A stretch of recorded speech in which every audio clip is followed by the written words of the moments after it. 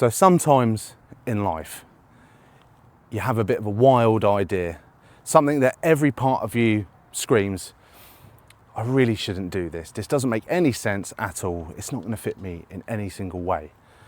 But sometimes you need to silence those voices in your head. Sometimes you do just need to take that leap of faith. And this was my leap of faith. This is my KTM 1290 Super Duke R, and I'm going to tell you a little bit more about it.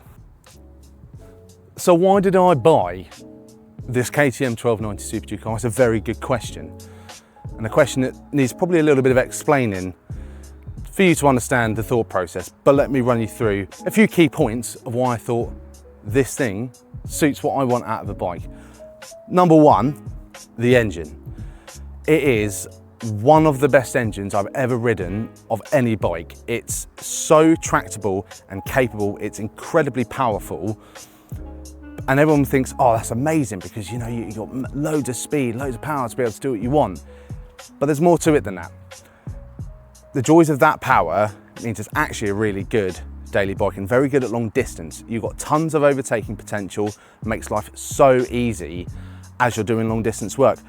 But another joy of that means it's not very stressed when you have to cover those distances. So actually, fuel economy wise, she's pretty good. I could get nearly 200 miles to a tank out of it, and you think a 1300cc engine shouldn't be able to do that, but she does. It's an absolute beauty. Another thing I like about it is the brakes. The brakes, listen, I've had a lot of Japanese bikes over the years. All of them have been fantastic. However, the brakes, as probably a lot of you know, tend to always be a bit of a letdown. Until you then sample Brembos, and especially European Brembos, because this thing stops on its nose like anything else, and the feel is amazing. For those of you who have European bikes, you'll understand what I'm talking about. Another key point that I'm a big fan of is the way it behaves. It behaves basically like a super bike with flat bars, and which you're probably thinking, well, yeah, obviously it's a naked bike, but there's a bit more to it than that. The suspension, the WP Apex open cartridge stuff is really high end, and I've got this dialed in to my weight and it works amazing. It's plush, it's comfortable, however has the support for when you want to push it, whether it be on the road or even on the track. It behaves not just how you'd expect it, but it's almost like it's in tune with your brain, and that's what you want, just that utter reliability that you know it's going to go where you want it to go. Another thing I also love about it, and it's a little bit controversial, and not all of you are going to agree with me on this one, but I love the styling. Bear with me on this one.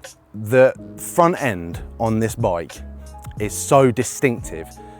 Anyone can recognize it from a mile away, and one of the best things is the daytime running light, especially when you see its reflection in the back of a car.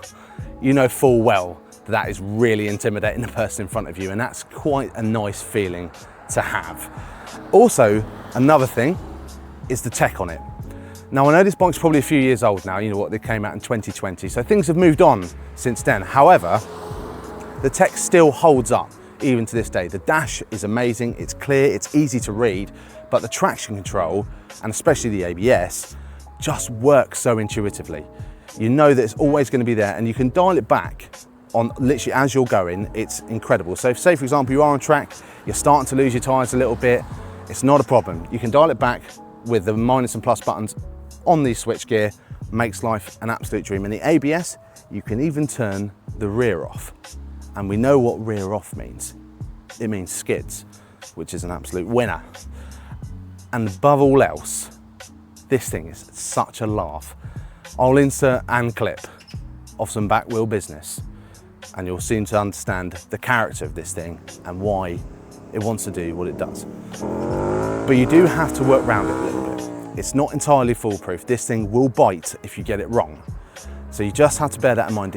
It's called the beast for a reason, and you need to learn how to tame the beast.